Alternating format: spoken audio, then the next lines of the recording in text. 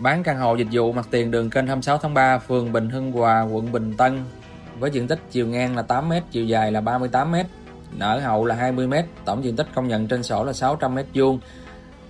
Hiện trạng nhà là một hầm 5 tầng với 91 căn hộ dịch vụ, 2.200m² sàn, đang có dòng tiền thu nhập ổn định là 300 triệu đồng trên một tháng.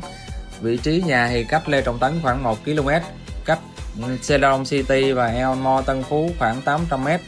Hiện tại gia chủ chào bán căn hộ dịch vụ trên với mức giá là 90 tỷ đồng.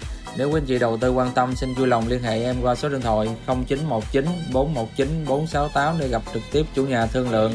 Sau đây xin mời quý anh chị tham quan bên trong căn hộ dịch vụ.